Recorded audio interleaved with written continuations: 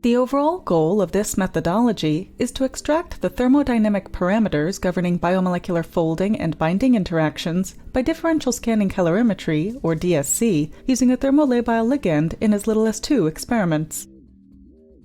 This method can help answer key questions in the biocalorimetry and drug design fields, such as what are the relative magnitudes of the thermodynamic parameters governing interactions between biomolecules and tight binding inhibitors. The main advantage of this technique is that a full ligand titration is performed in a single experiment, permitting rapid extraction of thermodynamic parameters from the global fitting analysis.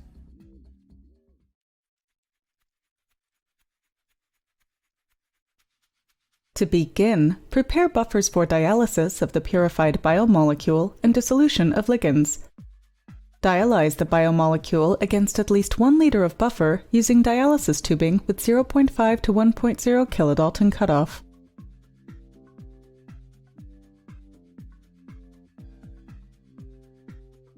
The most important step in obtaining high-quality DSC data is the dialysis of the biomolecule and ligand against the desired buffer. This ensures there are no buffer mismatch artifacts present in the DSC data.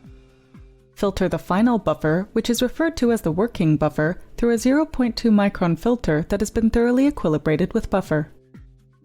Weigh out the desired masses of the ligands and dissolve them in filtered working buffer. If the desired ligand concentrations require masses that are too small to accurately weigh, make a concentrated ligand stock solution. Filter the biomolecule stock solution through a 0.2 micron filter that has been thoroughly equilibrated with working buffer.